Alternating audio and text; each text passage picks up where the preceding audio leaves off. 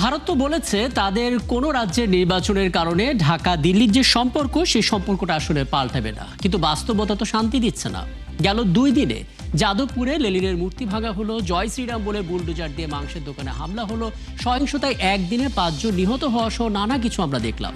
এবং এর মাঝে আবার পুশ ইন এবং হিন্দুত্ববাদের মতন শব্দগুলো বারবার উচ্চারিত হচ্ছে। তাহলে এই পরিস্থিতি আসলে কি বার্তা দিচ্ছে আলাপ করতে চাই আমরা।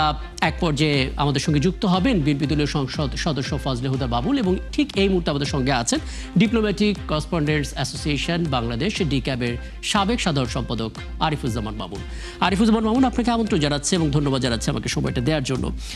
দেখুন, আমরা আসলে দুটো সুর শুনতে পাচ্ছি, দুটো টোনে আমরা কথা শুনতে পাচ্ছি। একটি হচ্ছে কেন্দ্রের, আরেকটি হচ্ছে রাজ্যের। কেন্দ্র খুবই পজিটিভ এবং খুবই ইতিবাচক, তারা আমাদের সরকারের সাথে শক্তভাবে কাজ করতে চায়, অতীতে যেমনটা করেছিল তাদের ভাষা অনুসারে, কাজেই সেই সম্পর্কটা নিশ্চিতভাবে একটা আশাবাদ দেয়। কিন্তু রাজ্যের যে পরিস্থিতি আমরা দেখতে পাচ্ছি, সীমান্তে নানামুখী উত্তেজনা তৈরি করার চেষ্টা চলছে, সেই খবরগুলো আমাদের সামনে আসছে।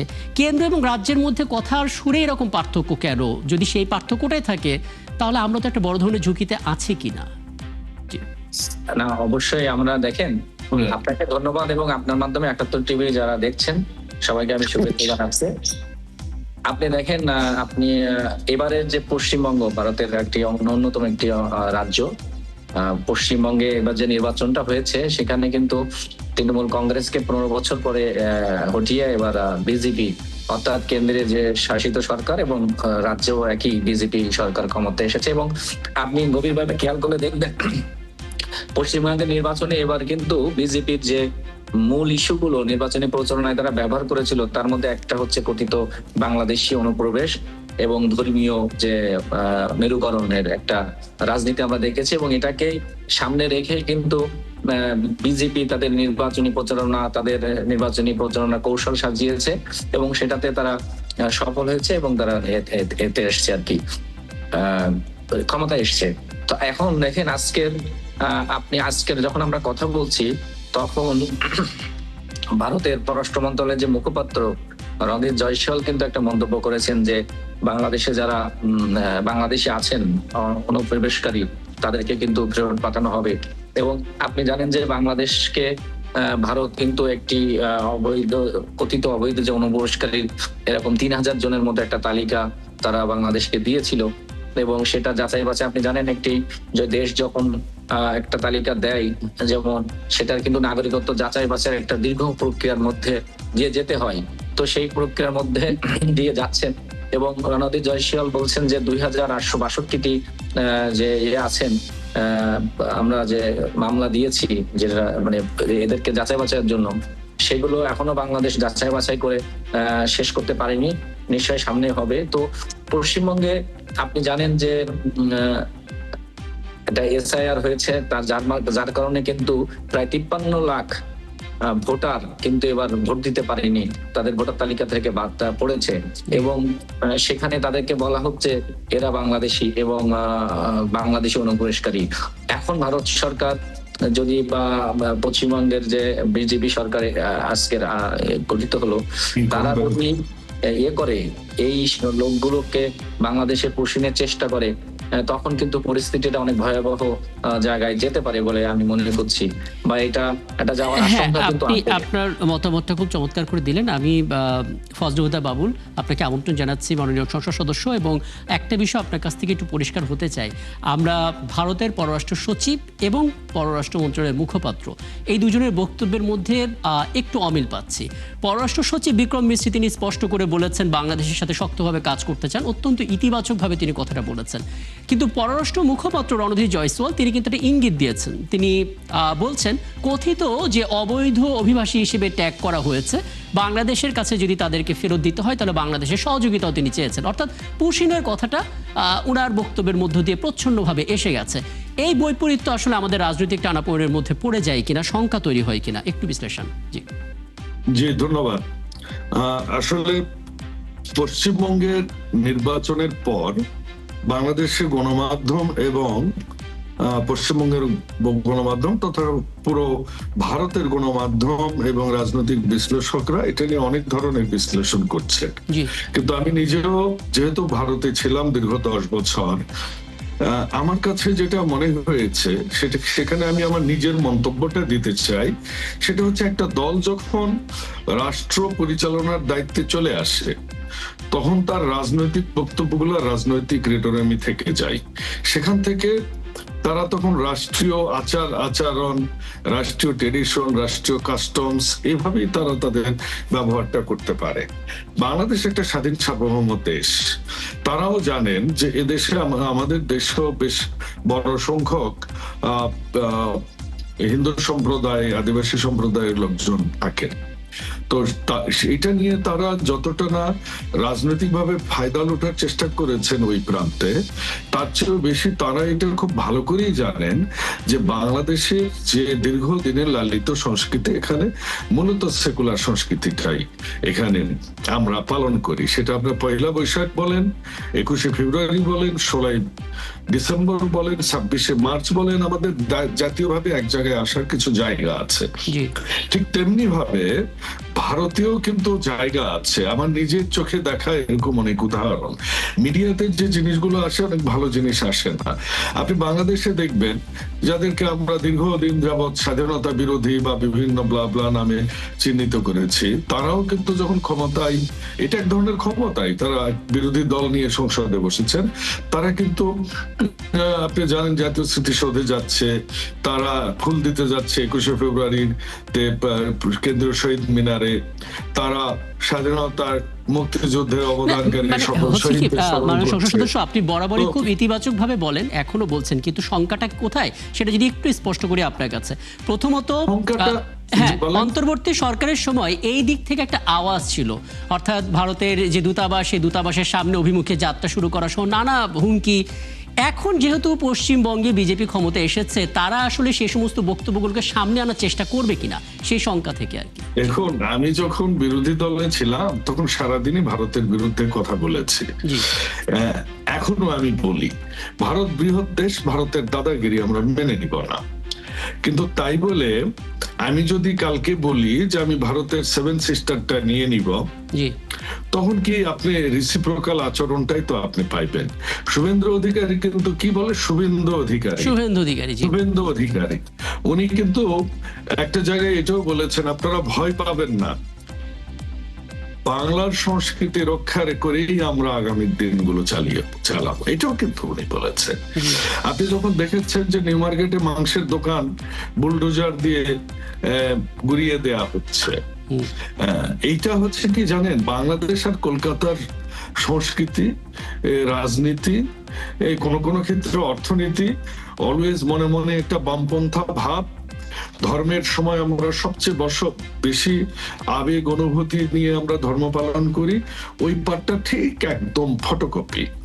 এমন পরিস্থিতিতে আমি মনে করি না বিজেপি সরকার ক্ষমতায় এসে, আমার মনে হয়েছে তারা সংখ্যালঘু সম্প্রদায়, মুসলমান সম্প্রদায়, খ্রিস্টান সম্প্রদায়কে তারা রাদার, আমি মনে করি তারা সেফগার্ড হিসেবেই কাজ করবেন। যে জিনিসটা আপনি বললেন যে 300 জন না 3000 জনের লিস্ট দিয়েছে, এটা দু দেশের, দেখুন এমন অবস্থা বাংলাদেশ আর তাদের বর্ডার, চারিদিকে 98% বর্ডার তাদের সাথে। এমনও বাড়ি আছে যাদের বাচ্চারা স্কুলে পড়ে ভারতে, যাদের ইলেকট্রিসিটি কানেকশন বাংলাদেশ থেকে, যারা বাজার করে ভারতে, চুলায় রান্না করে বাংলাদেশে, এমনও আছে, এখনো আছে, কাঁটাতারে বেড়া দেওয়ার পরেও আছে। তো কাজেই দু দেশ যখন থাকে, আপনি দেখবেন যে নির্বাচন হয়ে যাওয়ার পর কিন্তু বর্ডারে যেটা সীমান্ত হত্যা বলি আমরা, সেটা কিন্তু অনেক কমে গেছে, অস্বাভাবিক রকমের কমে গেছে। কাজে দুই দেশের সম্পর্কটা আমি মনে করি যে যার যার দেশের স্বাধীনতা, সার্বভৌমত্ব, দেশের ঐতিহ্য, দেশের ধর্ম, সমাজ, রাজনীতি, সবকিছু রক্ষা করে দুই দেশের সম্পর্ক ভালো হবে। এবং আমি মনে করি মমতা এতদিন ছিলেন কই, তিস্তার ক্ষেত্রে কিন্তু মমতা সবার আগে বাধা দিতেন, এটা কিন্তু আমরা কেউ বলছি না। একদম। আমি আরো কয়েকটা বিষয় নিয়ে কথা বলবো। আমি একটু আরিফুজ্জামান মামুন, আপনার কাছে একটু ধারণা নিয়ে নিতে চাই। আমাদের দেশের সরকার সবার আগে অভিনন্দন জানিয়েছে, বিএনপির পক্ষ থেকে অভিনন্দন জানানো হয়েছে পশ্চিমবঙ্গে যারা এসেছে, অর্থাৎ কূটনৈতিক শিষ্টাচারের জায়গায় আমরা যেমন আছি, ভারতও তেমন আছে। মুশকিল হচ্ছে আমাদের দিক থেকে যদি কোনো উস্কানিমূলক বক্তব্য যায় বিরোধী দলের পক্ষ থেকে, সেটা নানা কারণে হতে পারে, হয়তো ক্ষোভ থেকে হতে পারে, বাস্তবতা থেকে হতে পারে, বৈষম্যের কারণে হতে পারে। সেগুলো আসলে দুই দেশের সম্পর্কের মধ্যে বাধা তৈরি করবে কিনা, কারণ সময়টা তো খুবই সংবেদনশীল। জি, অবশ্যই সময়টা খুব সংবেদনশীল, কিন্তু দেখেন একটা দেশের সাথে আরেকটি দেশের সম্পর্ক তো শুধুমাত্র রাজনৈতিক বক্তব্য দিয়ে নির্ধারিত হয় না, জি, অনেকগুলো বিষয়ের উপরে নির্ভর করে সম্পর্কটা নির্ধারণ হয়। সুতরাং একটা দেশের রাজনৈতিক দলগুলো তাদের দলের আদর্শ বা পলিসি অনুযায়ী রাজনৈতিক কর্মসূচি পালন করবে, কিন্তু সেটার প্রতিফলন রাষ্ট্র পরিচালনায় বা অন্য দেশের সাথে সম্পর্কে খুব বেশি যদি আপনি প্রতিফলন দেখতে পান, তখন সমস্যাটা হবে। আমি মনে করি দেখেন, ভারত আমাদের সবচাইতে নিকট প্রতিবেশী এবং আমাদের চারিদিকে যেটা ভাই বললেন, মাননীয় সংসদ যেটা বললেন, সেটা হচ্ছে সবচেয়ে বড় প্রতিবেশী। এবং আপনি চাইলেই ভারতকে আপনি অ্যাভয়েড করতে পারবেন না, আবার ভারতও ঠিক একইভাবে আমাদেরকে অ্যাভয়েড করতে পারবে না। বর্তমান সরকার ক্ষমতা আসার পর থেকে আপনি দেখবেন যে আমরা যেমন প্রথম অভিনন্দন জানিয়েছি, আবার ঠিক তখন যখন বিএনপি সরকার নির্বাচনে বিপুল জয় পেয়েছে, তখন কিন্তু নরেন্দ্র মোদী প্রথম বাংলাদেশের প্রধানমন্ত্রী তারেক রহমানকে শুভেচ্ছা এবং অভিনন্দন জানিয়ে এবং চিঠি পাঠিয়েছেন এবং ভারত সফরে প্রতিনিধি পাঠিয়েছিলেন। জি, প্রতিনিধি পাঠিয়েছেন এবং এই করেছেন। এবং আপনি এই যে বিক্রম মিস্ত্রি যে কথাটা বললেন, দেখেন বিক্রম মিস্ত্রির সাথে এখান থেকে 8 মাস আগেও আমার কথা বলার সুযোগ হয়েছিল এবং রণদীপ জয়সওয়ালের সাথেও আমার কথা বলার সুযোগ হয়েছিল সেই সময়। জি, তারা 2024-এর 5ই আগস্টের গণঅভ্যুত্থানের পর ভারতের সাথে বাংলাদেশের সম্পর্কের একটা টানপোড়েন শুরু হয়েছিল বা শীতলতা শুরু হয়েছিল, কারণ তার ভারত সবসময় চাচ্ছিল যে একটি নির্বাচিত রাজনৈতিক সরকারের সঙ্গে তারা কাজ করতে। তো এখন যেহেতু একটি নির্বাচিত রাজনৈতিক সরকার আছে, তো আমার মনে হয় যে দুই দেশের যে সম্পর্কটা যেটা স্থবির ছিল, সেটা আস্তে আস্তে আগাবে। এবং আপনি যে অনুপ্রবেশের যে পুশিনের কথা বললেন বা বাংলাদেশিদের ফ্লোট দেওয়ার যে কথাটা বললেন, আমি মনে করি এটি হবে না। এবং দুই দেশের যে সম্পর্ক এবং দুই দেশের বোঝাপড়া দিন দিন উন্নত হচ্ছে। দেখেন, একটা দেশের কূটনীতি দ্বিপাক্ষিক আলোচনা, দুই দেশের মধ্যে যখন আলোচনা চলে, বেশ কিছু মেকানিজম থাকে, আপনি জানেন, পর্দার আড়ালে থাকে, পর্দার বাইরেও থাকে। তো এরকম ভারতের সাথে বিভিন্ন আলোচনার বিভিন্ন কিন্তু মেকানিজম আছে। হ্যাঁ, তো এই মেকানিজমে আমি যেটা মনে করি সম্পর্কটা স্বাভাবিক হচ্ছে এবং ধীরে ধীরে উন্নতি হচ্ছে। এবং যে বাংলাদেশের যে স্ট্যান্ড, যে সমতা এবং মর্যাদার ভিত্তিতে দুই দেশের সম্পর্ক নির্ধারিত হবে, আমরা কারোর দাদাগিরি আমরা মানব আসলে না। এই প্রত্যাশাটুকুই আসলে করতে পারি। যারা ফজলুদ্দা বাবু, সবশেষ একটা মন্তব্য আপনার কাছ থেকে নিয়ে নিতে চাই। প্রথমত, আমাদের দিক থেকে আসলে কৌশলগত দিক যা যা দরকার আমরা সেটা আগেই বলে দিয়েছি, যে কেউ আমাদের প্রভু না, সবার আগে বাংলাদেশ, এই স্বার্থটাকে মাথায় রেখে সুসম্পর্ক রাখার জায়গাটা তৈরি করা। কিন্তু ওপার থেকে যদি কোনো রকমের উস্কানি আসে কিংবা পুশ ইনের চেষ্টা করা হয়, আমরা আসলে কিভাবে সেটা সামাল দেব? স্বরাষ্ট্রমন্ত্রী বলেছেন সম্পর্ক স্থিতিশীল রাখতে চান, সেটা আসলে কিভাবে সম্ভব হবে?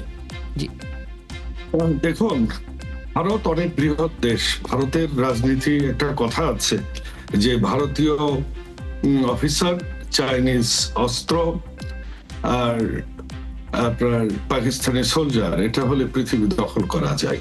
জি, শেখ মুজিবের সময়, শেখ মুজিব যখন ভারত সফর করবে স্বাধীনতার পর এদেশের সেনাবাহিনী উইথড্রর জন্য, তখন উনি যখন বিশিষ্ট জন মানে আমলায় বিচার বিভাগের সিনিয়র এবং তার উপদেষ্টাদের নিয়ে বসেছেন, তখন তারা যখন বললেন শেখ মুজিব সাহেবকে যে আপনি একটা এজেন্ডা দেন, তখন শেখ মুজিব সাহেব একটু উক্তি করেছিলেন। আরিফুজ্জামান আবুল, শেষ করুন। জি, যে আমি এটা বলে শেষ করব। দেখেন, বিক্রম মিশ্রি যে কালকে বলেছেন যে দুই দেশের সম্পর্ক, আপনারাই আপনাদের এতে দেখতে দেখাচ্ছিলেন যে সম্পর্ক হবে জনগণের সাথে জনগণের, এবং দুই দেশের সম্পর্কের যে আমাদের দুই দেশের যে সম্পর্কের যে সংবেদনশীলতা, সেটা মাথায় রেখে যদি আমরা সম্পর্কটাকে এগিয়ে নেওয়ার চেষ্টা করি, আমি মনে করি কোনো সমস্যাই সমাধান করা অসম্ভব হবে না। এবং আমি এটাও মনে করি বর্তমান ভারতীয় জনতা পার্টিতে বিজেপি সরকার এবং বাংলাদেশের যে বিএনপি নেতৃত্বাধীন সরকার, আমি মনে করি দুই দেশের সরকারের মধ্যে যে বোঝাপড়া সেটা আরো বাড়বে, এবং এই যে আমরা যে আশঙ্কা করছি সেই আশঙ্কা কিন্তু সত্যি হবে না। এবং বাংলাদেশের পররাষ্ট্রমন্ত্রী কিন্তু গত মাসেই ভারত সফরে গিয়ে উনি এই বিষয়গুলো উত্থাপন করে হ্যাঁ, এসেছেন। এবং আমরা উনি দেখতে কিন্তু পাচ্ছি যে দুই দেশে যে ভিসা জটিলতা ছিল সেটাও ধীরে ধীরে কেটে যাচ্ছে। অনেক ধন্যবাদ। আমাদের সময় থাকলে জনাব ফজলুদ্দিন বাবুল আপনার শেষ মন্তব্যটাও নিতাম। নিশ্চয়ই সামনে কোনো আয়োজনে আবার কথা বলার সুযোগ হবে। দর্শক, আপনারা ছিলেন সংবাদযোগী এবং আমার সঙ্গে এতক্ষণ ছিলেন সংসদ সদস্য ফজলুদ্দিন বাবুল এবং ডিক্যাবের সাবেক সাধারণ সম্পাদক আরিফুজ্জামান মামুন। এই ছিল আজকের সংবাদযোগে। আগামীকাল ঠিক রাত 10টায় আমরা দেখা হবে নতুন কোনো বিষয় এবং তার বিস্তারিত নিয়ে। থাকুন একাত্তরের সাথে।